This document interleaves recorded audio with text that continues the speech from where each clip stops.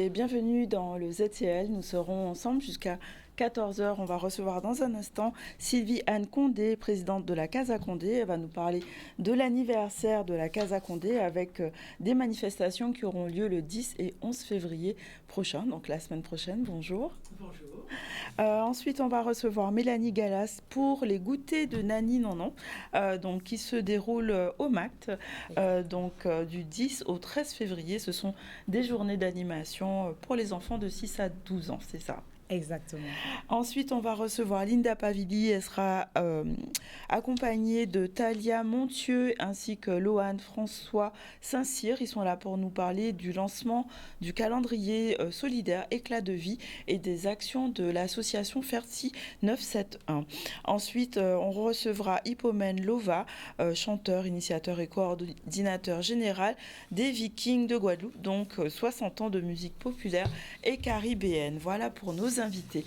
Au niveau de l'actualité, on parlera de Monsieur Mathiazin et notamment du décret de congé maladie, donc une interview de Maurice Essé qui revient sur la modification de ce décret. On parlera également du démantèlement de l'épave Bertina, qui s'est déroulé sur Bémao.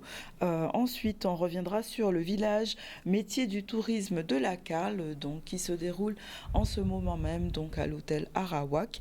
Et on fera un petit point sur l'association Ancrage et notamment sur le carnaval, une après-midi en famille qui a été un moment de partage pour cette association. On va démarrer tout de suite avec Monsieur Mathiazin et la modification du décret concernant les congés maladie. C'est une nouvelle disposition qui permet de modifier justement ces congés maladie. On va voir les conséquences concrètes que cela va engendrer au quotidien. C'est un reportage de Maurice Cessé. Cela fait 6 mois que nous avons été alertés par les personnes concernées. Je veux parler des représentants des personnels, des fonctionnaires de l'État. Et 6 mois que nous interpellons le gouvernement.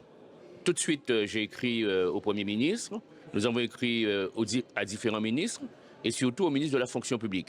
Eh bien, la semaine dernière, la semaine dernière, pas plus tard que la semaine dernière, nous avons tenu une réunion avec son cabinet.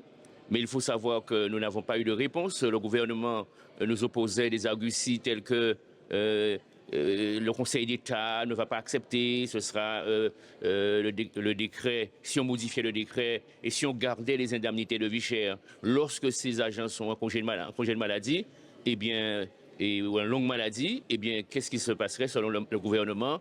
Qui serait appelé à rembourser. Mais ce qu'il y a, c'est qu'on s'est aperçu très vite que c'était fallacieux. Donc il fallait trouver une solution. J'ai posé une question au gouvernement cette semaine. Il se trouve que le ministre de la fonction publique, qui n'était pas présent, a chargé l'un de ses collègues de répondre, qui sont prêts à modifier ce décret. Moi, ce à quoi j'ai répondu que je suis prêt à travailler avec eux pour la modification de ce décret. Mais il se pose un problème, c'est quelle forme de rédaction, puisqu'il faut savoir qu'ils font des prélèvements. Il faut des prélèvements sur ces agents qui sont en situation de fragilité quant à leur salaire. Puisqu'ils considèrent que les 40% ne sont pas partie intégrante du salaire, que c'est une prime.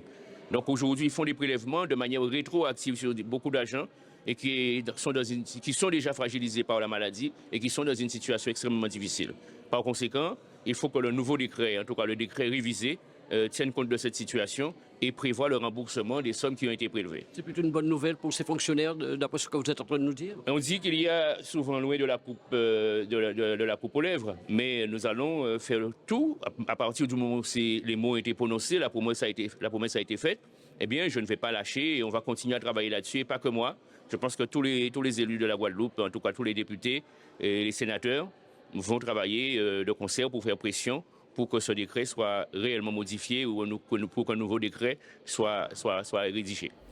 Voilà, donc on restera véatif justement sur l'application de ce décret. On va, sans transition aucune, parler de Marie Scondé et justement de son anniversaire qui a une grande portée symbolique, mais aussi qui permet de célébrer son parcours. Donc il y aura des rencontres, des lectures, des médiations, beaucoup d'actions. Et donc dans ce cadre-là, on reçoit donc Sylvie Anne Condé. Vous êtes la présidente de la Casa Condé. Alors, est-ce qu'on peut en parler un peu déjà de que propose déjà la Casa Condé, tout simplement. Et pour les téléspectateurs, le programme, on va en parler ensuite.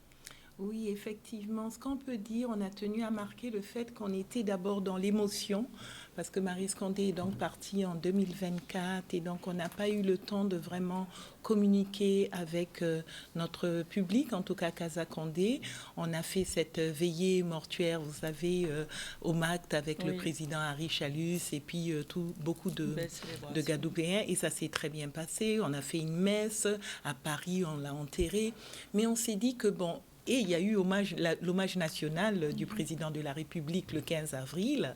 Donc, tout a été très bien fait. Mais Casa Condé voulait revenir un peu sur son parcours, comme vous venez de dire, pour essayer de réfléchir avec tout le monde sur le legs de Marie Scondé, parce que c'est important.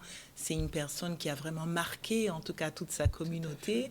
Moi, j'ai tendance à... Je la vois maintenant comme un des derniers mouricans, en tout cas, de la Caraïbe, qui est parti, qui a tiré sa révérence, et que vraiment, il faut revenir sur son parcours pour en discuter et tirer toutes les leçons.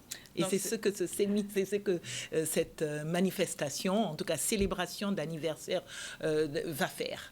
Donc c'est vraiment mise à l'honneur et vraiment honorer en fait son parcours, ce qu'elle a laissé, le legs qu'elle a pu avoir au niveau littéraire, mais pas que en fait. Pas que. Pas que. Alors quelles sont justement la philosophie derrière cette programmation, puisque vous avez parlé de parcours, elle a eu beaucoup d'actions différentes. Est-ce que ça reflète un peu sa vie et toutes les actions qu'elle a pu mener ? Oui, ça reflète sa vie, mais tout en ayant un côté assez sentimental, vous voyez. Je ne peux pas dire que c'est un colloque universitaire, non, pas du tout, c'est pas un colloque. Il y a d'abord sa fille qui parle de l'héritage, de comment elle a vu sa mère, comment elle l'a senti, bon, avec ma formation de toute façon de sciences politiques, je sais très bien ce que j'ai envie de dire. Mais ce qu'il y a aussi, on a invité des amis universitaires à elle qui la connaissaient très bien, vous voyez, que ce soit Ronnie Schaffman qui va venir, que ce soit Félicia ou même Xavier Luce. Ce sont des gens qui ont vraiment travaillé sur ces écrits. Et donc, on a tenu à inviter des universitaires et aussi Yvette Abougua qui va venir de l'Afrique. On a tenu à donc avoir des amis intellectuels qui la connaissaient très bien et qui avaient envie aussi de lui rendre un hommage.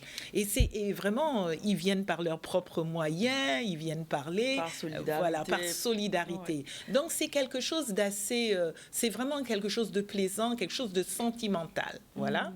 Donc la dimension émotionnelle est importante. Voilà. Et justement, vous allez parler de la pensée académique et philosophique de Marie Scondé. Comment on pourrait la résumer ? Je ne sais pas si on peut la résumer. Justement, je me suis dit, mon Dieu, prépare-toi à cette question parce qu'elle va forcément être posée. Moi, je pense que d'abord, c'est un écrivain qui s'est insurgé contre le fait colonial. C'est ça qui la résume dans un premier temps. À se dire que, mon Dieu, elle a grandi dans un milieu où on le lui cachait. Et alors, elle s'est posé des questions, mais au fond, pourquoi me cache-t-on ça ? Est-ce que c'est parce qu'on a honte ? Est-ce que c'est parce qu'on accepte ce passé ? Est-ce qu'on se victimise ? Et donc, elle a voulu vraiment porter, en tout cas, démystifier tout ça et comprendre exactement qu'est-ce qui se passait dans cette société où cette période d'esclavage était un petit peu tabou quand elle est née. Et ça revient souvent dans les récits des gens. C'est maintenant qu'on en parle assez librement. Beaucoup plus. Elle a dû ouvrir la voie, en fait. Elle a ouvert la voie. Et donc, elle voulait revenir sur ce fait-là. Et je crois qu'elle a bien réussi. Elle a réussi dans la mesure où elle a eu toute une littérature qui a été bâtie autour de ça. D'abord, aller sur les lieux, se rendre compte de ce qui se passe. La connexion à l'Afrique est très puissante. Oui, aller sur les lieux, connaître, est-ce que je suis vraiment toujours, elle a sa façon de voir les choses. Et ensuite aussi, avoir des écrits où elle essaye de reconstituer l'histoire. Elle avait besoin de reconstituer cette histoire-là pour se retrouver elle-même. Quand elle fait les thèmes de Ségou, vous voyez Ségou 1, Ségou 2, elle essaye de comprendre cette Afrique, qu'est-ce qui s'est réellement passé. Elle revient sur les lieux du crime et elle essaye de comprendre qu'est-ce qui s'est passé. Et ensuite, elle revient sur la Caraïbe avec des récits, moi Tituba sorcière, où elle explique aussi comment l'esclavage aussi a fait venir des Africains dans les Amériques et comment ça s'est passé aussi. Donc, elle essaye de comprendre, elle essaye de se guérir et elle essaye de se frayer son chemin. C'est ça, Marie Scondé, dans un premier temps. Ensuite, elle retrouve sa liberté, elle est libre dans sa tête, mais elle a des actes symboliques très forts. Lorsqu'elle est la présidente du comité de mémoire de l'esclavage, au fond, elle fait des choses très très belles, dans la mesure où, elle travaille dans un comité, et elle dit qu'elle l'a fait un peu... Elle a dit qu'elle l'a fait un peu parce qu'elle voulait parer le silence de ses parents. Elle voulait vraiment... D'abord, avec Taubira, il travaille pour qualifier le fait de l'esclavage comme un crime contre l'humanité. Et ensuite, vous savez, tout le travail qui a été fait au niveau de l'enseignement, inséré dans les programmes, une littérature, des auteurs caribéens, parce qu'au fond, un de ses objectifs était de...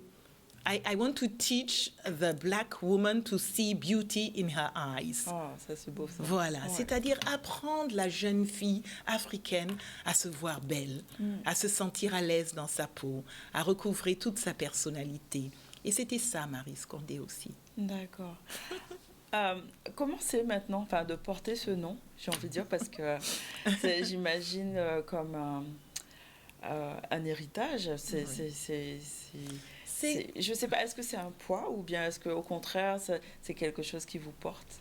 Non, je trouve qu'en fin de compte, c'est quelque chose qui nous porte parce qu'elle-même a toujours été très simple comme femme et toujours tourné tout en dérision parce qu'on se moque beaucoup de nous-mêmes dans la famille, on est comme ça, on rigole un peu surtout, peut-être pas trop, et donc on est un peu comme ça et donc on n'a jamais pris ça comme un poids, mais c'est comme un moyen où on est un devoir, où on est vraiment à l'aise avec nous-mêmes et on veut communiquer à toute personne la liberté d'être guidée par sa conscience. Ça, c'est important. La liberté d'être... C'est fort. C'est d'être liberté... Ouais. Parce que un être qui est un peu déshumanisé par son histoire n'a pas la libre conscience. Donc, ce qui compte, c'est de se libérer, prendre sa conscience en main et agir en conséquence. C'est tout un projet. C'est tout un projet de vie et un projet d'humanité presque, j'ai envie de dire. Donc, alors, là, le programme, donc il y a différents temps forts. On a envie d'être là pendant les 2 jours parce qu'il y a beaucoup de choses. Est-ce que vous pouvez un petit peu détailler? Donc il y a 2 lieux différents déjà. Oui. Le mardi, c'est à la résidence départementale et le mercredi, c'est au MACT. Voilà. Alors donc nous avons nos appuis, n'est-ce pas? D'abord la ville de Pointe-à-Pitre qui accueille le pavillon qui est là et ce spectacle qui se déroulera à la résidence départementale le premier jour et au MACT le deuxième jour. Et donc à la résidence départementale, nous commençons avec... je vais essayer de présenter le legs de Marie, de parler de sa vie, de son legs au monde, etc. Voilà. Et ensuite, je vous ai parlé des intellectuels qui vont intervenir. Vous avez donc Félicia Vergara qui va parler du cannibalisme littéraire de Marie Scondé. Et donc, ça aussi, c'est très important. Je vous laisserai elle-même définir ça. Il faudra qu'on aille pour avoir la précision de avec Xavier qui est à l'Université des Antilles, n'est-ce pas, qui travaille aussi avec Laura Cassin, qui est très impliquée aussi dans les recherches sur Marie Scondé. Ronnie Schaufman, mais vraiment une de ses amies intimes qu'elle connaît depuis 20 ans, qui a toujours été avec elle, qui voulait être là pour témoigner, pour faire quelque chose. Et elle va parler de ses écrits, la montée des eaux. Ensuite, l'art culinaire. L'art culinaire. Alors là, l'art culinaire, on tenait à le mettre. On tenait à le mettre dans notre programme parce que, savez-vous, Marie Scondé a toujours apporté une grande importance à la cuisine. Elle comparait la cuisine un peu à la littérature. Elle estimait que c'était un art aussi noble que celui de la littérature, ce qui est assez... Voilà. Donc, on a des partenaires de Coreca, n'est-ce pas, qui vont venir nous parler de Maryse, où elle a, dans ses livres, il y a toujours des recettes de cuisine, etc. Et attention, il y aura un déjeuner qui va être inspiré. Ah oui. Bon, je ne peux pas le dire trop fort. Vous n'allez pas pouvoir recevoir toute la Guadeloupe. C'est limité. On a déjà pas mal d'invitations, donc de demandes d'invitation, donc ça suffit. On est un peu full pour le moment, mais il y aura ça aussi. Vraiment goûter sa cuisine, en parler du fait qu'elle ait beaucoup accordé d'importance à la cuisine dans sa littérature. Et ensuite, l'après-midi, on va être un peu plus ludique parce que, pas forcément, mais il y a une exposition que Elisabeth Gustave, qui est une amie, que Marie Scondé aimait beaucoup parce que c'est une personne de qualité, et aussi celle qui est avec elle, Tilly. Donc, elles vont parler un peu d'une exposition qu'elles sont en train de préparer avec des artistes qui auraient été inspirés par Marie Scondé. Ça, c'est très bien. Ensuite, nous avons Yvette Abouga, qu'on a fait venir d'Afrique aussi, qui vient du Cameroun, qui est professeure, et qui, elle, qu'est-ce qu'elle voudrait faire ? Elle voudrait faire un témoignage, et si l'Afrique répondait à Marie Scondé ? C'est ça son thème. D'accord. Et c'est important parce que Marie Scondé a eu des rapports très bons aussi avec les intellectuels africaines, avec qui elle a noué des relations d'amitié, de grandes sœurs, de sources d'inspiration. Donc ce sera un retour d'expérience aussi. Voilà. Et on va finir avec un petit film parce que j'ai rencontré Maryse Izimat-Mirin. Oui. Qui a fait un film sur ancrage, un peu un retour aux sources, un retour. Il y a tout un mouvement, vous savez, où il y a des Guadeloupéens qui retournent au Bénin. Pas qu'ils veulent quitter la Guadeloupe, mais aussi s'insérer là-bas, retrouver leurs racines. Il y en a même qui vont jusqu'à symboliquement prendre une nationalité. Et j'ai trouvé que c'était intéressant d'en parler aussi. Mais bon, tout à fait. Voilà. Ça fait partie aussi de... Voilà. Allez, on passe à la deuxième journée. Donc, le mercredi. Donc là, c'était la première journée qui est déjà bien intense et qui a beaucoup, On peut venir à un rendez-vous et pas l'autre, en fait, c'est vraiment libre. Tout à fait, tout à fait. Ouais. Donc le mercredi au MACT, ça commence à 9h avec Marie Scondé et la poésie. Donc. Voilà. En fait, donc, dans l'association Casa Condé, nous, on aime bien rester un petit peu... local, inviter aussi les intellectuels de la Guadeloupe, dire leurs mots, et aussi nous estimons que c'est important d'avoir leur son de cloche. Et là, vous avez Max Ripon et Maryse Romanos, qui sont des amis très, très proches de Maryse. Max Ripon, c'est un peu l'ancrage de Marie Scondé à Marie-Galante, vous savez, parce qu'il lui a appris quand elle était de retour, à aimer Marie-Galante, à y venir, à comprendre aussi. Donc, il y a Max Ripon, Maryse Romanos, qui sont donc tous les deux spécialisés dans la poésie, qui vont en parler. Et ensuite, nous avons Christiane. La déambulation littéraire. Voilà, Christiane sur l'engagement politique. Voilà. Donc, l'engagement politique, oui, parce qu'on ne peut pas le garder secret. Marie Scondé était une femme d'esprit. Mais l'esprit était pour une certaine autonomie, pour une certaine responsabilisation. Donc, lui rendre hommage voudrait dire parler de toutes ces dimensions. Et c'est une dimension importante pour nous. D'accord. Voilà. Et donc après, pour avancer un peu dans la programmation, le soir, il y a c'est la fête. Voilà, c'est l'apothéose. C'est la fête, c'est l'apothéose, c'est la fête. Et je vois qu'il y a un costume Maryse qui est proposé. Oui, parce que Parlez-nous de ça. Ah, voilà. Bon, donc on laisse tomber les 3 pièces de théâtre. Non, mais c'est juste qu'il faut raccourcir. Il faut raccourcir. Alors, donc, on a invité le groupe Carnaval Contact, qui avait eu le prix Marie Scondé en 2024 sur le meilleur meilleurs costumes, etc. Et c'est ce groupe-là qui va venir au MACT à la fin pour faire une petite prestation et accueillir les gens aussi. Donc ça, c'est après la soirée, donc après les 3 pièces de théâtre. Mise en lecture avec Joël Jarnidier, Eliane Arnel-Cancel et le sketch littéraire par Josette Martial. Voilà. Donc une programmation très dense. C'est encore possible de venir ou bien... Bon, là, non, en fait, pour la soirée du 11, ça va, parce qu'on est quand même dans la salle de spectacle du MACT, qui accueille 270 ou 278. Peut-être qu'à l'heure où on est à 150 ou 200, ça va. Donc ça va encore. Si, ça va encore. C'est possible. D'accord, on va justement aller au MACT avec Madame Mélanie Gallas. Vous êtes responsable de la médiation culturelle du MACT, voilà. Donc elle est là avec nous, pas pour nous parler de Maryse Condé, mais d'autres choses, notamment des goûters Nani Nanan. Donc ce sont des ateliers qui sont en lien avec l'exposition sur le tiers. Et donc vous proposez des journées d'animation pour les enfants.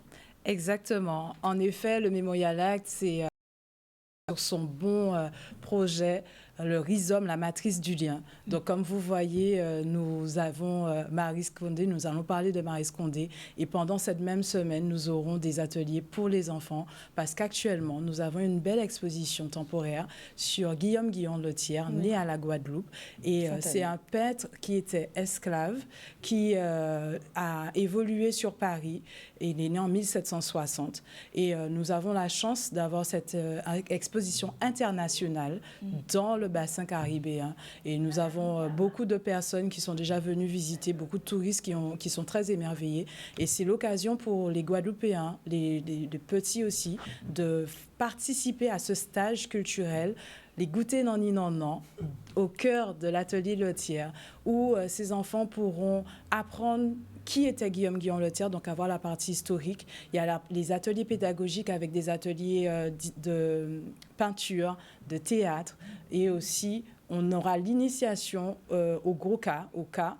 Pourquoi ? Parce qu'en fait, c'est l'univers de ce temps. Et il est important aussi que ces enfants apprennent pourquoi Guillaume Guillon-Lothière. On n'est pas sur un format élitiste, on est dans un sujet beaucoup plus complexe que ça. Et il est important que les enfants puissent s'approprier leur histoire, comprendre les différents codes. Et c'est pour cela qu'on introduit, on reste toujours dans le passé, dans le présent, mais on se penche aussi sur l'avenir. Et tous ces ateliers ont été choisis, sélectionnés pour que les enfants puissent s'émerveiller, se découvrir et surtout sortir de leur zone de confort, aller à l'au-delà, puisque l'important pour ces enfants, c'est de comprendre qu'aujourd'hui, ils sont ici, mais ils peuvent aussi être les hommes, les femmes de demain, puisque nous avons des personnes de valeur, des écrivains, des artistes, des politiques. Donc, il y a toutes ces pensées qui ont besoin d'émaner et on est sur les pensées rhizomiques qui suivent notre projet culturel.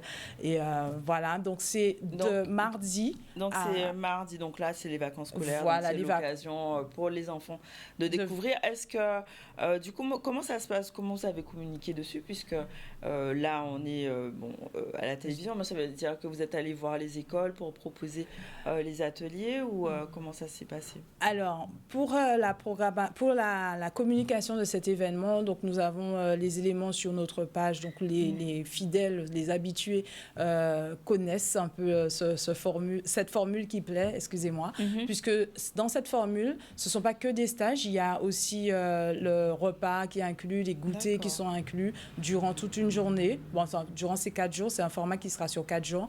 Et donc, pour la communication, donc c'est sur les réseaux sociaux, du bouche à bouche, l'expérience qu'ils vivent. On a même des enfants qui ont participé il y a 10 ans à cette formule et qui en parlent à leurs petits cousins, petites cousines. Donc, en fait, là, il faut vraiment que les parents puissent réserver leur ticket. Donc, en fait, aussi, c'est un devoir de mémoire parce que du coup, je ne suis pas sûre que même adultes, beaucoup de gens connaissaient le tiers, à part que c'est une rue à Sainte-Anne, par exemple. Mais, pas que. Il y a 3, il y a Pointe-à-Pitre et à Basse-Terre. Je parle de Sainte-Anne parce que j'habite Sainte-Anne. Il n'y a pas de souci. Mais sinon, que les gens connaissent vraiment, en fait, le personnage qu'il a été. Et vous avez parlé aussi qu'il y a un séminaire, c'est ça, qui est en lien aussi avec l'exposition? Exactement. Donc, alors pour les tout petits, les parents, n'hésitez pas, il y a encore quelques places, donc il faut réserver au 06. C'est forcément pour les 4 jours ou bien ça peut être pour Alors, ça peut être pour les 2 jours. Donc, on travaille aussi sur une formule à la journée. Donc, vraiment, ceux qui peuvent, n'hésitez pas à envoyer un mail à l'adresse publique avec s@mact.fr. Et sinon, vous appelez au 06 90 pour ceux qui préfèrent la communication directe, le 06 90 26 59 30. Donc, nous sommes là, nous serons présents pour pouvoir répondre aux questions. Et justement, comme on travaille sur plusieurs types de publics. Dès vendredi, nous allons avoir la présentation de l'ouvrage de la commissaire, Madame Christelle Lozère, à 18h30. Donc, il y aura sa présentation, Madame Christelle Lozère, qui est auteure du livre « Histoire de l'art des Antilles françaises et contexte esclavagiste et post-esclavagiste ». Donc, elle va présenter son ouvrage. Et comme je vous l'ai dit, le Mémorial Act, nous sommes sur ce beau projet culturel institutionnel, le rhizome, la matrice du lien. Il faut savoir qu'en Martinique, il y aura prochainement une exposition avec la Fondation Clément, les peindre à la Martinique. Et donc, cette exposition temporaire va débuter prochainement et nous aurons la chance de recevoir des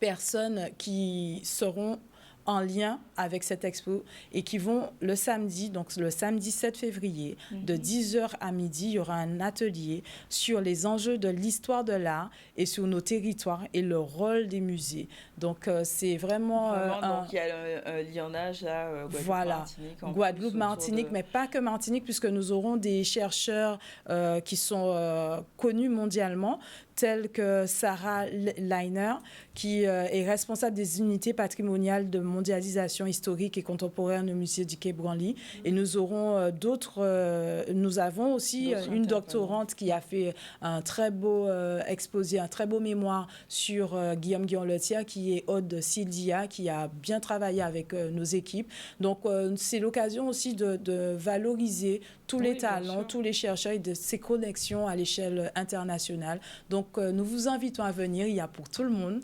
Comme vous voyez, pour un public très large. Donc, à partir de vendredi, de samedi aussi. C'est gratuit pour vendredi et samedi. Et sinon, pour les enfants de 6 à 12 ans, nous avons les ateliers Goûter Nani Nanan, ce stage culturel sur 2 jours. Donc, le tarif était affiché 75 € ou sinon 150 €. Attention, pour ceux qui disent que c'est un peu cher, la restauration est inclus, ainsi que le goûter et le matériel. Donc, les enfants doivent juste venir avec leur humeur, je ne dirais pas leur bonne humeur, parce que même s'ils sont de mauvaise humeur, ils repartiront de bonne humeur. Donc, du coup... En tout cas, c'est une façon originale de recevoir la mémoire et de comprendre aussi ce qui se joue, des perspectives et des ouvertures culturelles qu'on peut avoir, en fait. Exactement, exactement. Bon. Super, merci beaucoup, mesdames. Donc, on rappelle les dates importantes. On a dit... pour l'anniversaire de Maryse Condé, 10 et 11 février. Le 10, c'est à la résidence départementale. Le 11, c'est au MACT. Encore quelques places possibles pour la soirée du 11. Tout à fait. Voilà, mais beaucoup de diversité de présentation et l'occasion de découvrir l'œuvre de Maryse Condé différemment. Et on a dit les goûters non. Donc ça, c'est 10 au 13 février au MACT.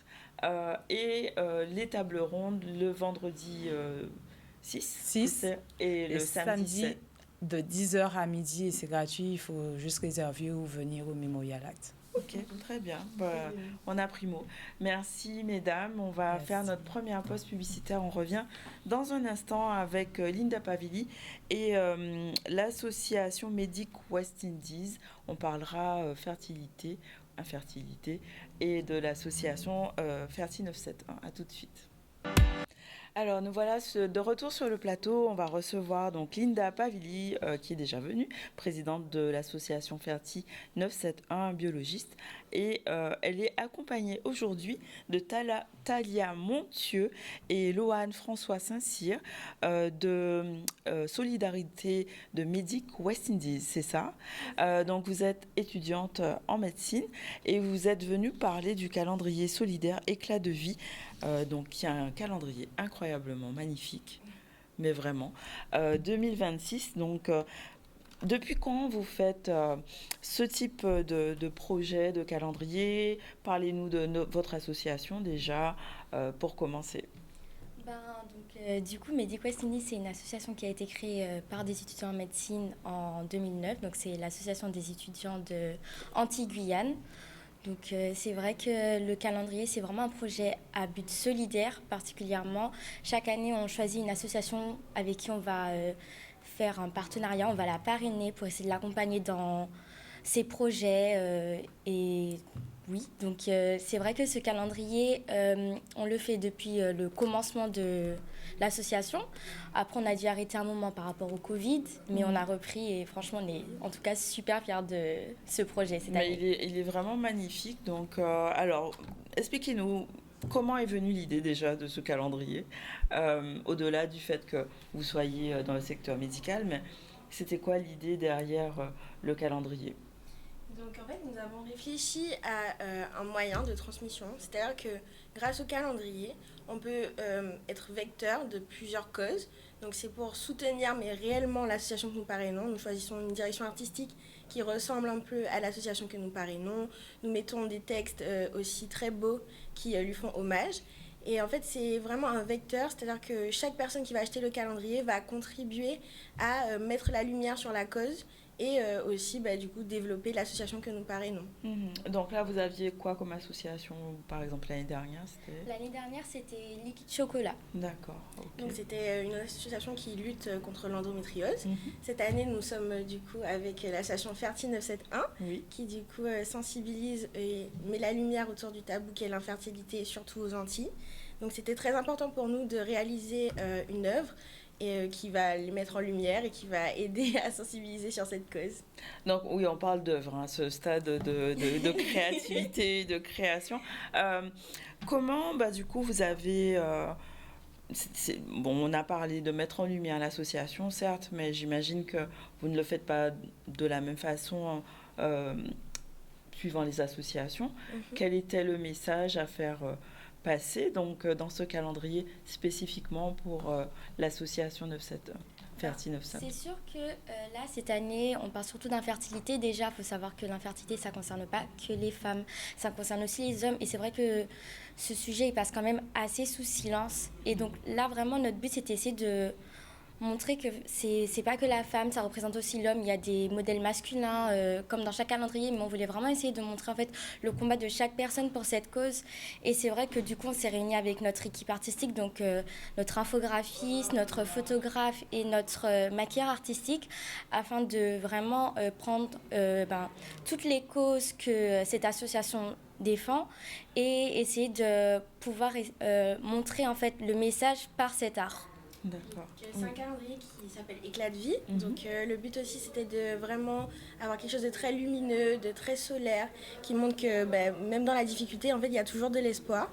Donc à travers les pages du calendrier, vous allez retrouver quelque chose de très, très, très, très sensible. C'est-à-dire qu'on a essayé de mettre l'accent sur la fragilité, sur la sensibilité. C'est une véritable mise à nu. Exactement. Parce que, c'est des photos incroyables. Je ne sais pas si on les voit à l'écran. Mais voilà, merci pour les photos techniques, c'est beaucoup mieux comme ça. Donc, c'est vous qui êtes en photo, c'est ça? Oui, alors en fait, c'est-à-dire qu'on choisit à peu près 12 à 13 étudiants en médecine qui acceptent de poser pour nous.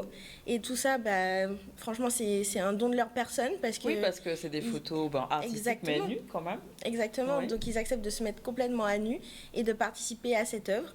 Et tout ça de bon cœur et pour soutenir également la cause. Est-ce que c'était difficile de faire cette étape, de se mettre à nu comme ça? Alors franchement oui, en étant modèle, j'avoue que moi ça m'a beaucoup stressée au début quand on est on est là, on parle et après le photographe nous dit bon allez c'est le moment, faut se déshabiller. On est en mode ah c'est maintenant, d'accord, tout le monde va me voir. Bon, mais franchement comme je le dis, quand on est avec les bonnes personnes, on est avec une bonne team, surtout qu'on a on a un photographe très professionnel qui nous met vraiment à l'aise. Franchement, Jimmy nous a vraiment super mis à l'aise. Donc le photographe, Jimmy, voilà, Jimmy Verger. Et même l'infographiste, pas l'infographiste, excusez-moi, le maquilleur artistique Thierry Lima, pareil, nous a vraiment mis à l'aise. Enfin, au final, c'était... Ouais. Honnêtement, j'ai vraiment adoré cette expérience. Et franchement, je la conseillerais aux futurs étudiants en médecine, s'ils peuvent la faire, de la faire. D'accord, ça change votre regard du coup? Qu'est-ce qui se passe après, justement, dans la façon de percevoir son corps, j'ai envie de dire déjà dans un premier temps? C'est vrai que du coup, on est un peu obligé d'assumer son corps parce qu'on a le regard des autres, on a tous des imperfections, on va dire, des choses qui nous complexent. Peurs aussi, voilà, c'est ça, des peurs. Moi, je sais que j'ai beaucoup de complexes, mais... le fait d'être à nu, de dire que de toute façon, je suis vulnérable, mais les autres aussi seront vulnérables devant moi, ils seront aussi mis à nu. Au final, ça m'a réconfortée, en fait.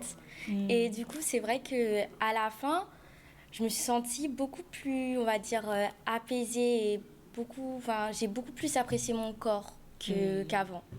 Donc, ça permet un peu de changer le regard sur le corps, c'est ça, en fait, de le faire.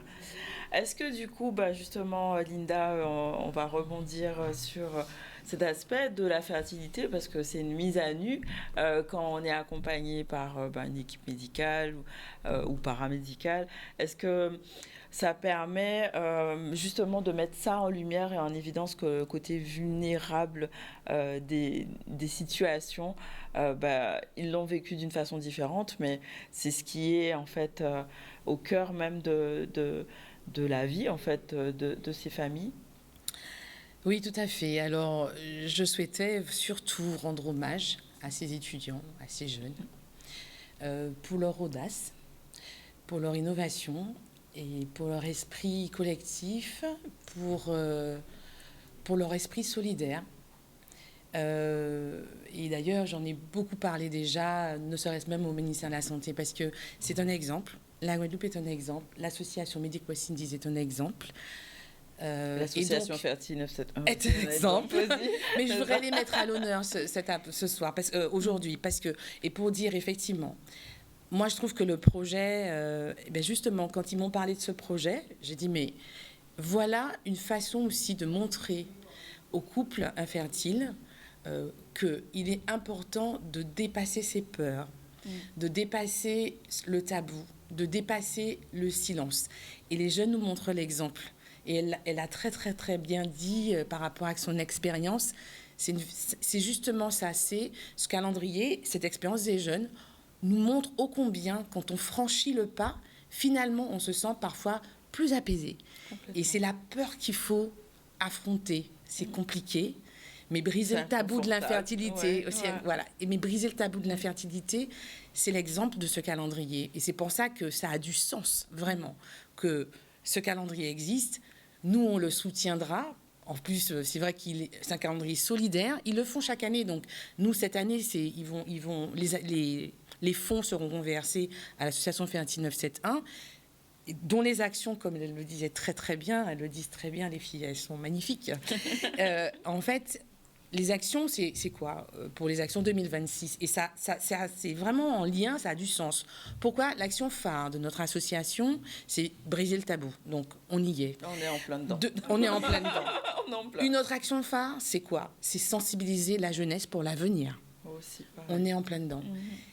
Justement, c'est les futurs médecins qui s'occupent de nous. J'en viens. J'y viens.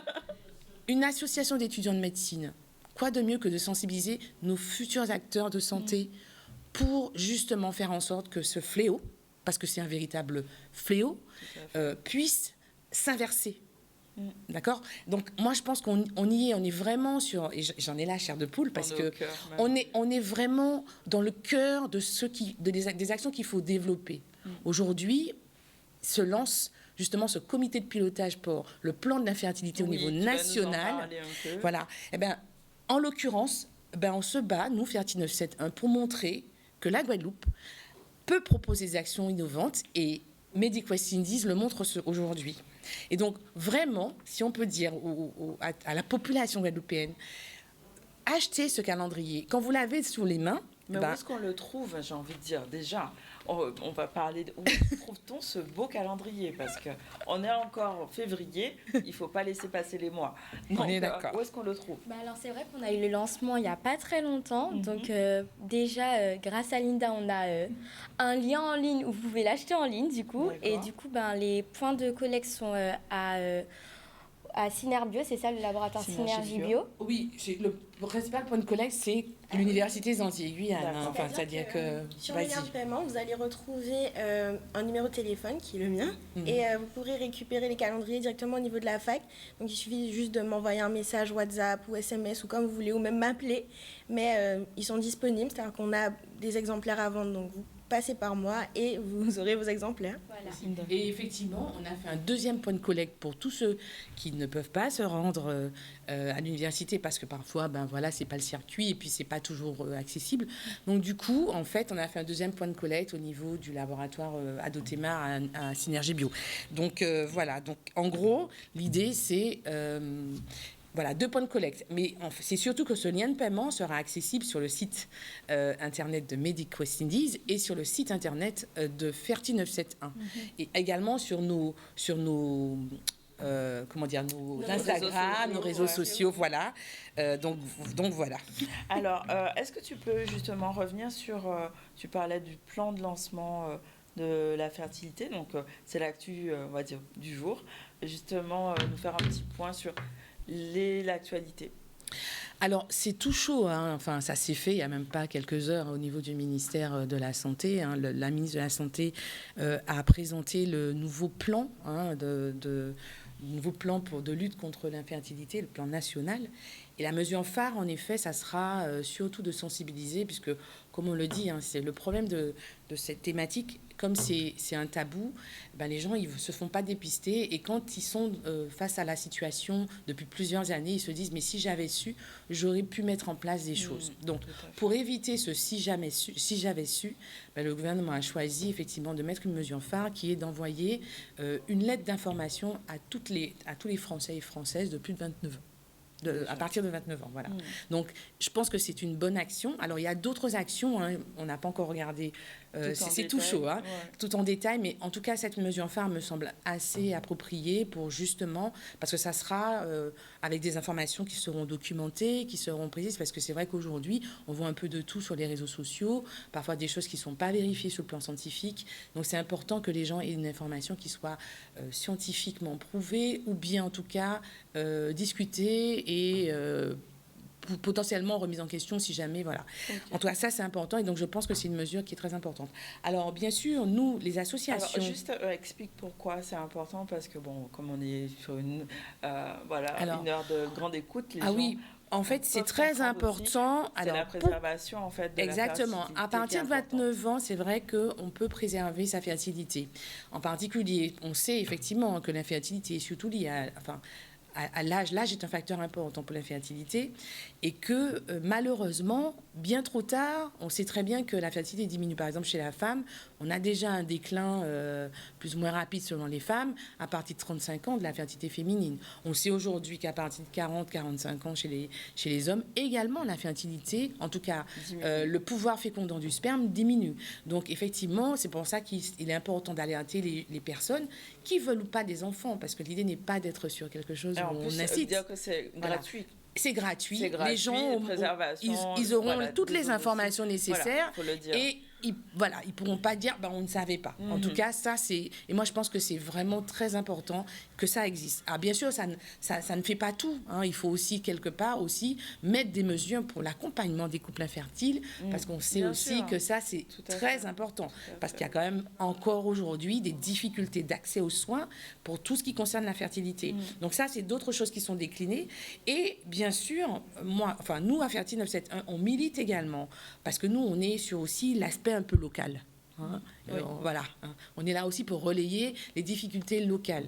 Et parmi les difficultés locales, on sait que par exemple, la fertilité masculine, Et c'est pour ça que nous, on en a fait un thème très important et on milite pour qu'il y ait des formations des professionnels sur cette thématique-là et qu'il y ait de la sensibilisation grand public et surtout la sensibilisation des jeunes. Parce qu'aujourd'hui, on est dans un contexte environnemental qui est toxique, qui est reprotoxique sur différents aspects. Je ne vais pas rentrer dans les détails. Donc, il est important aussi que les jeunes savent comment protéger leur fertilité indépendamment du fait qu'ils veuillent ou pas un enfant.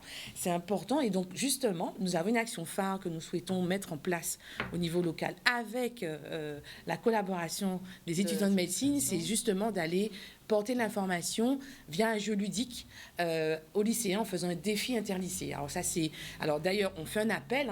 Ça sera quoi du coup? Alors justement on fait un appel parce que il nous manque des sous. Faut acheter le calendrier. Alors vous avez compris, acheter ce calendrier qui franchement est vraiment pas cher.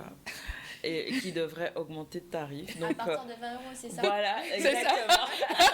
Vous pouvez faire aussi des dons directement, mais vraiment avoir ce produit qui est magnifique. C'est une vraie œuvre d'art pour les photographes, enfin le photographe, la mise en scène, etc. C'est vraiment magnifique. Oui. Donc c'est l'occasion de soutenir un beau projet et d'avoir quelque chose de qualité. Oui, et puis d'autres projets comme le Fertirun qu'on a fait fin novembre, mais qui va être réédité, ça sera le 28 novembre 2026. Et en fait, on va faire une collaboration et on va faire le Fertirun sur d'autres territoires. Pour l'instant, c'est Nantes et un candidat. Il y aura peut-être d'autres candidats sur d'autres territoires dans le même week-end. Donc voilà. Donc encore. On va courir ensemble. Exactement. Voilà encore une action importante. On a vu, ils étaient présents et il y avait toutes les générations. Et c'est là où c'est important parce que l'information doit passer à toutes les générations. Toutes les générations peuvent, d'une façon ou d'une autre, agir pour que les choses aillent mieux. Donc, voilà, ils sont acteurs. Je tiens à les féliciter, vraiment, Bravo, Medic West Indies. Ils sont acteurs, ils nous accompagnent, ils n'ont pas fait que parrainer une association. En fait, du coup, ils se sont intégrés également à nos actions et je trouve ça formidable. Merci. Pour terminer, un petit message. Au nom de tous les membres. Oui. En dehors d'un parrainage, c'est une vraie collaboration et on est vraiment très honorés et très contente de participer à leurs actions, de pouvoir les aider du mieux qu'on peut, c'est-à-dire grâce à certains moyens que nous avons comme le calendrier solidaire ou même lorsque nous pouvons être là au Fertirun ou à d'autres événements. Et c'est vraiment un honneur. Et si j'avais un mot de fin, ce serait vraiment acheter le calendrier. Donc le lien de paiement, il est disponible. Vous avez plusieurs moyens de pouvoir le récupérer. Et du coup, il n'est pas très cher. Donc voilà, on espère que... Vous pouvez donner plus. Voilà. Vous pouvez faire des dons.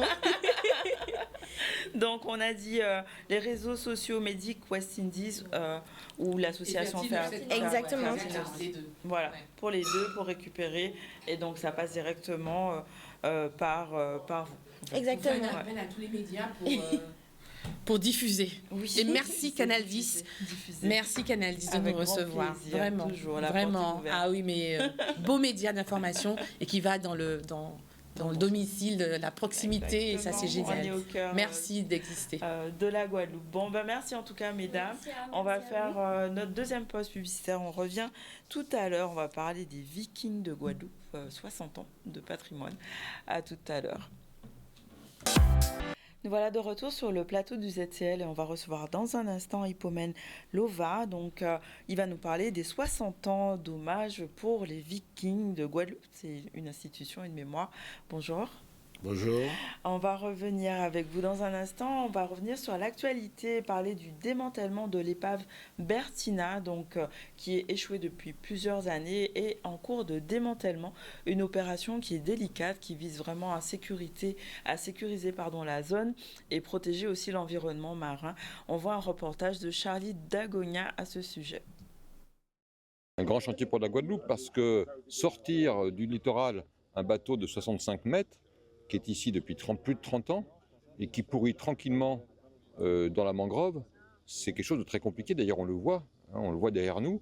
Non seulement il faut découper le bateau, mais il fallait d'abord préalablement avoir accès au bateau. Donc on voit qu'il y a un chantier de terrassement, et j'ai compris en écoutant les explications que ce terrassement était évolutif, puisqu'on pourrait être toujours au niveau du bateau, et puis un chantier de déconstruction, avec, on l'a vu, des grosses pinces qui découpent cet acier, qui fait, on l'a vu là aussi, encore 1 cm d'épaisseur, donc c'est vraiment un très gros travail. l'ensemble de cet acier étant récupéré puis envoyé en métropole pour être traité. Nous avons un petit peu frappé aux différentes portes, les années d'année en année, et d'abord avec mon prédécesseur Harry Chalus, et ensuite moi-même, et nous avons été entendus, et ça c'est une grande satisfaction aujourd'hui, d'autant plus que voilà, nous sommes accompagnés par l'État qui, 100%, il faut pouvoir le dire, prend en charge le démantèlement de ce bateau, son acheminement. C'est un chantier tout à fait hors norme et c'est heureux qu'on ait pu le mener à bout parce que très clairement, un bateau qui pourrit dans la mangrove, le mangrove on le sait tous, c'est un écosystème extrêmement fragile. On a besoin de sublimer ces écosystèmes et pas de les abîmer. Et ça faisait trop longtemps que ce bateau était là. Donc je suis moi très heureux de voir que l'ensemble des acteurs, ça a été payé par l'État, mais on l'a vu avec Madame le maire, c'est l'ensemble des acteurs qui se sont mobilisés pour arriver à monter ce projet, trouver les financements et aujourd'hui passer en phase de réalisation. On assiste à une découpe, c'est très impressionnant dans la technicité que ça demande. Le marché qui a été passé par la direction de la mer et la préfecture est d'une valeur de 800 000 € pour la découpe du bateau. Il faut comprendre que le bateau fait 70 mètres de long par 11 mètres de large par 5 mètres 60 de haut et qu'il pèse 1200 tonnes. Donc c'est un cargo, c'est pas une yole, hein, c'est un vrai cargo et on a pour 1 mois et demi de travail pour le découper. 16 septembre 89, c'est une date que je crois aucun Guadeloupéen n'oubliera. Depuis le 16 septembre 89, cette épave est là comme une verrue dans le paysage. Oui, c'est une journée extrêmement importante et je suis vraiment fière et heureuse de voir que l'aboutissement d'un travail qui a été mené en collaboration avec les affaires maritimes, l'État comme partenaire, la commune, les collectivités et le cluster maritime arrive aujourd'hui à ce travail qui va être de débarrasser la commune de Baie-Mahault de cette épave. Voilà, donc un chantier qui est important, notamment pour la préservation de notre littoral. On va parler maintenant de jeunesse et d'avenir professionnel. La CARL organisait un village des métiers autour du tourisme. L'objectif, faire découvrir les opportunités d'emploi, les formations dans un secteur qui est clé dans notre économie. On voit un reportage de Solène Fèvre. Le tourisme est un secteur très dynamique. Pas loin de 2500 offres d'emploi ont été proposées l'an dernier. C'est un secteur qui est dynamique, c'est un secteur qui recrute, c'est un secteur qui est varié parce qu'effectivement, quand on parle tourisme, on pense surtout hôtel-restauration, alors qu'en fait, il y a les métiers de la mer, il y a les métiers liés à la montagne, il y a tout l'aspect loisir, tout l'aspect patrimoine. Et aujourd'hui, de plus en plus, le spiritourisme concerne la Guadeloupe. Nous avons en perspective 3 hôtels qui vont ouvrir d'ici 2028.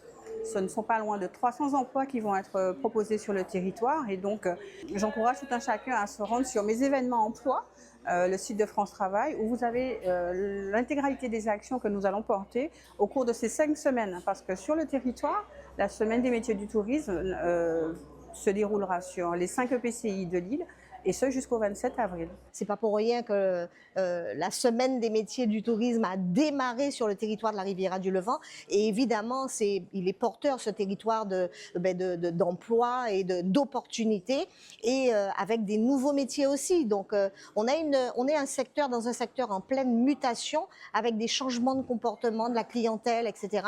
Donc, nous avons ce devoir, nous, territoires, de nous adapter et de permettre que nos actions soient en adéquation avec tous ces changements et donc forcément expliquer aux partenaires, aux professionnels et à cette jeunesse en devenir donc tous ces changements, et nous sommes là pour ça. La Guadeloupe a besoin d'entrepreneurs. Dans le tourisme encore plus. Le tourisme, c'est quand même presque 10% du PIB guadeloupéen. On est proche du milliard juste avec cette activité touristique. Donc je pense qu'il y a des passes à prendre et j'encourage beaucoup les jeunes guadeloupéens et moins jeunes d'ailleurs. L'entrepreneuriat vient de partout, à se lancer et à faire briller la Guadeloupe de mille feux. Voilà donc un village qui permettra sûrement de susciter des vocations et de valoriser les métiers du tourisme. On va enchaîner avec l'association Ancrage qui était placée sous le signe de la famille et du mieux vivre ensemble, notamment dans cette période de carnaval. Une après-midi conviviale avait été organisée dédiée aux familles. Olivier Félix était parmi eux, on voit ce reportage.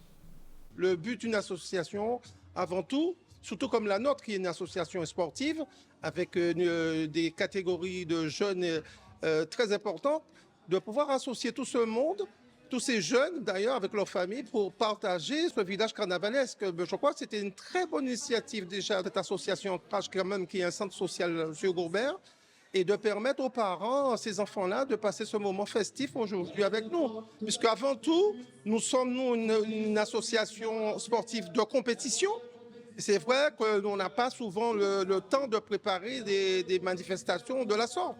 Donc aujourd'hui, je dirais, c'est vraiment une aubaine de pouvoir faire ça avec nos enfants, les enfants, tous ces jeunes, et puis les autres associations qui se sont regroupées pour que cette manifestation puisse réussir. On a peut-être l'audace d'aller légèrement plus loin avec le président de l'AOG. Je crois qu'on est tous baignés par la situation de la violence et qui touche la jeunesse. Et je crois que on est des acteurs associatifs, on est responsables, on est concernés. Il faut prendre les enfants tout jeunes pour les baigner dans une nouvelle société. Je crois qu'il faut reprendre. Il faut reprendre les bases, il faut remettre en place les associations, il faut remettre en place les activités culturelles avec les enfants. Il faut recréer du lien parent-enfant pour garder la liaison parentale. Et je crois qu'on est essentiellement sur ça.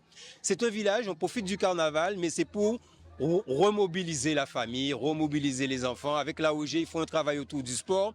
Nous, avec Ancrage, nous faisons un travail autour de l'action sociale. On réunit le sport et l'action sociale pour être au service de la cité. Parce je pense on doit se sentir tous responsables et on ne peut pas juste fermer les yeux et dire que ça ne nous concerne pas. Demain, ça sera notre petit cousin, ça sera un voisin. Donc, c'est maintenant, c'est à cet âge-là qu'il faut agir. Et donc, je pense qu'on est dedans là. Je trouve ça génial, surtout pour les jeunes licenciés au club et aussi les jeunes qui sont dans certains quartiers qui n'ont pas accès à tout, de faire une journée comme ça, un peu porte ouverte. Ça permet de divertir aussi par rapport à la venue du carnaval et aussi une activité autre que le sport le mercredi, parce que généralement c'est le jour des activités. Et je trouve ça vraiment agréable. Avec la diversité des choses proposées, c'est vraiment agréable. C'est vrai que j'apprécie, je joue le jeu. Comme vous dites, on n'a pas trop le temps en semaine, en fait, dans la vie de tous les jours. Donc aujourd'hui, c'est un moment pour qu'on puisse partager avec nos enfants. Voilà, donc je joue le jeu jusqu'au bout. Pour moi, à partir du moment où les parents participent, ça permet vraiment de retisser ce lien. Parce qu'à l'époque, il y a 20 ans, il y avait beaucoup d'associations de quartiers qui organisaient beaucoup de petites journées, après-midi ou matinées de ce style, le week-end ou en semaine. Et je trouve que le reproduire comme avant, c'est formidable à partir du moment où les parents participent pleinement. Voilà, nous sommes de retour sur le plateau du ZCL et on va recevoir Monsieur Hippomène Lova, donc, qui est là avec nous. On va parler des Vikings, qui n'est pas juste un groupe, c'est vraiment une mémoire, on va dire collective, une histoire, une bande-son intergénérationnelle. Je crois que tout le monde connaît les Vikings et donc vous êtes la voix qui a traversé l'histoire, justement avec... vous êtes cofondateur de Excel One et des Gramax, vous avez été au cœur de la révolution, on va dire musicale, et vous êtes là pour nous parler des 60 ans, donc 60 ans quand même, des Vikings, et justement de l'héritage qu'il y a derrière. Bonjour, bienvenue. Bonjour, merci de m'avoir reçu. Avec grand plaisir. Comment vous voyez ces 60 ans d'existence ? Est-ce que vous vous rendez compte que c'est déjà 60 ans? Parce que 60 ans, c'est énorme. Effectivement, je ne me rends pas compte parce que je dis les 60 ans, c'était d'hier, parce que je me rappelle, je ne suis pas le fondateur, je suis venu après. Mais pour moi, c'était normal que j'ai pris l'initiative de parler des Vikings parce que ce groupe m'a tellement aidé et je dis que si aujourd'hui je suis ce que je suis, c'est grâce à le groupe. Alors c'est pourquoi j'ai pris l'initiative de quand même fêter ces 60 ans. D'accord. Vous avez toujours revendiqué une certaine différence. L'influence aussi d'Eugène Mona a été vraiment importante pour vous. Comment il vous a inspiré dans votre musique? J'ai pas compris, excusez-moi. Eugène Mona, comment il vous a inspiré dans votre musique? Oui, alors, j'ai toujours dit c'est le seul artiste qui m'a impressionné. Quand je l'ai vu, pour la première fois, Rex de Pointe-à-Pitre, je suis resté cloué sur mon... J'avais jamais vu ça. Qu'est-ce qui vous a impressionné? Sa présence, sa présence et la pression qu'il mettait, et il remplissait la scène, quoi. D'accord. Et tout de suite, après, j'ai été le voir pour pouvoir discuter avec lui. Il me connaissait déjà par réputation et il était très content. Et à chaque fois qu'il venait en Guadeloupe, on échangeait. Et voilà, et on est resté des amis. Voilà. Les Vikings, c'était à l'époque quoi? C'était une famille, c'était une institution, c'était un groupe. Comment vous l'avez vécu en fait? Alors, les Vikings, c'est une famille. C'était n'était pas une famille, c'est une famille. Alors, la personne qui a créé les Vikings, c'est Fredo Gagos. Fredo Gagos, après ses études, il est arrivé en Guadeloupe et il a créé le groupe. Après, il a rencontré Guy Jacquet et ils ont fait ce groupe politique que je reconnais. Et moi, autant jeune de carénage, et j'ai fait la connaissance de Fred Okagos, et on ne s'est jamais quitté. J'étais pratiquement tout le temps avec le groupe, et c'est de là, en 69, quand le groupe, tout le monde est parti, a laissé le groupe. C'est à ce moment que Camille Devers, que je remercie, qui m'a demandé ce que je voulais faire. Je ne savais même pas ma prédilection, je voulais faire de la percussion. Mais comme il y avait tellement de gens plus forts que moi déjà comme percussionniste, et comme je connaissais tous les airs de chansons, et un jour, les Vikings s'est trouvé dans un thé dansant avec Sipikal Combo, et c'est de là que j'ai improvisé des chansons, des vieilles chansons que je connaissais après, et ça s'est devenu comme ça. Et quand Camille Devers a composé Zagalagateléman, il m'a demandé, j'étais surpris de qu'il me demande de chanter, et il a insisté, et c'est de là, et depuis ça, c'était parti, et puis voilà, la plupart des chansons que j'ai fait après, c'était un succès, et puis voilà. Qu'est-ce qui a fait le succès justement des Vikings? C'était quoi la chose qui faisait que c'était voilà, nouveau, innovant, alors, évident? déjà, les Vikings a eu deux tendances. Les Vikings, pour savoir, en 66, c'était un mouvement de jeunes, parce qu'on a eu notre mouvement avant la France, en 66, après mai 67 et après 68. Alors, c'était un mouvement de jeunes, les gens étaient surpris, il y avait quand même Rapace avant les Vikings, mais les gens étaient surpris de voir 4 jeunes garçons, et à l'époque, c'était la venue des Rolling Stones, des Beatles, et les gens étaient étonnés de voir la façon Okagos, qui était quand même, à l'époque, une grande vedette. Les gens étaient sidérés de voir ces jeunes garçons qui pouvaient jouer de la musique à 4. Il y avait Fred Okagos, Guy Jacquet, il y avait Germaine Assis à la basse et Richard Okouchi, que les gens ont l'occasion de rencontrer le 9, et les gens étaient sidérés. Et après, quand je suis arrivé, l'arrivée de Soprano avant moi a tout changé. Et c'est de là que les Vikings, parce qu'il faut savoir, à l'époque, il n'y avait que de la musique française qui dominait. C'était Adamo, Johnny Hallyday, Claude François, Enrico Macias. C'est ça on entendait tout ça. Et c'est l'arrivée de Camille Devers qui a tout changé, parce que un bon saxophoniste, un très bon saxophoniste, et qui aimait aussi la musique, la Begin, et ça a tout changé, et les Vikings est devenu, après une autre tournure, et qui a fait quand même deuxième Viking. Voilà. Donc les Vikings 2.0. Du coup, alors maintenant, on va parler. Donc, on est arrivé 60 ans. Qu'est-ce que vous avez prévu justement pour célébrer, honorer ce parcours? Parce que quand même, c'est 60 ans, ça veut dire que vous aurez un concert, vous aurez des choses qui sont prévues pour cette année 2026. Alors, moi, l'idée, c'est de faire les Vikings sur toute l'année, si je peux. Bien sûr. Si je peux, c'est pour... J'attends être aidé, parce que c'est un gros travail de faire quand même les 60 ans des Vikings. Ça demande beaucoup d'énergie et aussi beaucoup d'argent. Mais pour l'instant, on est à 0 centime. Alors, dans un premier temps, nous travaillons avec Damo, qui a accepté de faire ses 60 ans avec moi, le Yacht Club. Nous allons faire le 9 février, nous avons fait une conférence de presse avec Jacqueline Bioman-Setor qui va intervenir et Eric Nabajot qui va parler d'histoire des Vikings. D'accord. Eh bien, la presse. Et après, on est invité par le Conseil général, que je remercie, qui va nous recevoir le 27 avril. Et pour l'instant, le très très important, c'est le 9 mai, c'est le concert que nous allons faire avec la Mafia et le célèbre chef d'orchestre Jean-Michel Cabrimol. Ça, c'est le 9 mai au Palais des Sports du Gauzguet, avec d'autres artistes invités. Là, on va faire la fête.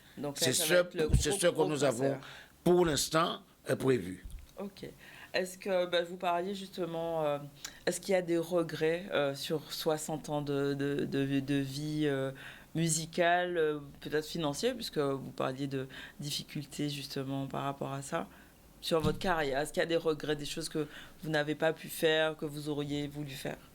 Non, il n'y a pas de regret. Il n'y a pas de regret. Moi, je sais que les Vikings, pour moi, a été quelque chose de formidable. On a bien représenté le pays, surtout parce que ça, c'était ça pour nous. C'était nous, bien être un ambassadeur de notre pays. On a fait ce qu'il y a à faire. Et puis, ce que je souhaite, c'est pouvoir laisser quelque chose à cette nouvelle génération. Parce que, pour moi... Ce que j'aurais souhaité, c'est que les gens comprennent, il faut aussi pas parler uniquement des Vikings, mais nous avons beaucoup de gens qui ont été avant nous, tels que Paul-Émile Aliard, El Cadéonde, Caribine, toutes ces personnes qui ont fait des choses qu'au moins on profite à cette occasion pour aussi honorer à ces personnes et avoir une maison. Je ne sais pas quel nom on va leur donner, mais avoir un endroit que les jeunes vont pouvoir venir écouter et voir la photo, ce que ces gens-là ont fait. Un musée de la musique, c'est ça? Ce serait ça l'idée? Voilà, un musée de musique où les gens vont pouvoir venir écouter nos anciens, ce que les gens ont fait avant et qui nous a amenés à arriver aujourd'hui. C'est une bonne idée, c'est quelque chose, je pense, essentiel pour la transmission. Ah, c'est un travail de fou. C'est pourquoi que je fais appel à la presse et je fais appel aux gens, des gens qui peuvent nous aider à réaliser ce projet. Oui, transmettre juste la mémoire aux nouvelles générations, c'est important. Voilà. Donc alors, faudra revenir, j'imagine, pour nous parler des différentes dates que vous aurez.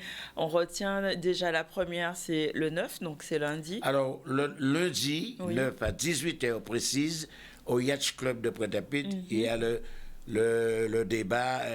C'est ouvert à tous? C'est ouvert à tout le monde. Je demande le maximum de personnes de venir pour écouter Madame Jacqueline Setor-Birman et Eric Nabajot, un universitaire qui a été le bassiste des Rapaces, qui connaît très très bien, enfin avec Setor, pour écouter un peu parler d'histoire des Vikings, parce que je pense que ça mérite d'être parlé. Oui, il y a besoin de se souvenir de notre histoire musicale, et ça passe par vous, et ça passe par tout ce que vous avez fait, et tout ce que vous allez faire. Alors les gens aussi, excusez-moi, je vous en prie. Parce que les gens qui ont fondé les Vikings vont être là. Oui. Parce que beaucoup de gens ne savent pas exactement toutes les personnes. On parle de Fred de Gagos, on parle de Jacquet, mais j'aurai le plaisir de présenter quand même de les montrer, les autres personnes qui ont fait partie du début de ce groupe. Merci beaucoup, Monsieur Louva-Ipomen. Donc, rendez-vous lundi au Yacht Club, 18h. C'est gratuit? Gratuit. Pour... Et c'est moi qui vous remercie aussi. Je vous remercie beaucoup. Merci beaucoup. On va pouvoir conclure donc notre émission du jour. On a reçu Sylviane Condé, la présidente de Casa Condé. Elle nous a parlé de différents temps forts qui auront lieu pour l'anniversaire de Maryse Condé, donc le 10 et le 11 février. Le 10, c'est à la résidence départementale, le 11, c'est au MACT. On a aussi reçu Mélanie Gallas pour les goûters Nanni Nanan, donc en lien avec l'exposition autour de Letière, et ça c'est pour les enfants, des journées d'animation, donc du 10 au 13 février. pour les enfants moins de 12 ans, 6 à 12 ans, pour leur permettre de découvrir justement ces œuvres. On a aussi reçu Linda Pavilly, elle était accompagnée de Thalia Montieu et Loane François Saint-Cyr pour ce calendrier solidaire Éclat de vie, donc qui est disponible sur l'association Médic, que je rappelle, Médic West Indies. Vous pouvez acheter ce calendrier. Les fonds sont reversés à l'association Fertile 971 qui accompagne les familles en infertilité. Et on vient de recevoir Monsieur Hippomène Lova, donc pour les Vikings de Guadeloupe, et un rendez-vous est pris lundi 9 février à 18h au Yacht Club. Il sera question des 60 ans des Vikings pour pouvoir faire la présentation aussi de l'équipe et des projets à venir pour l'année 2026. Au niveau de l'actualité, on a parlé de Monsieur Mathiazin, notamment sur le décret du congé de maladie. On a aussi évoqué l'épave Bertina qui a été démantelée donc sur Bémao. Nous sommes allés sur le Gosier avec le village des métiers du tourisme, pour permettre justement de mettre l'accent et la lumière sur les métiers du tourisme. Et on a vu l'association Ancrage avec une après-midi autour de la famille et du lien intergénérationnel, donc sur Gourbert. Voilà pour aujourd'hui notre actualité et nos invités. Je vous souhaite un bon appétit si vous n'avez pas encore déjeuné. On se retrouve demain dans le ZCL. Prenez soin de vous.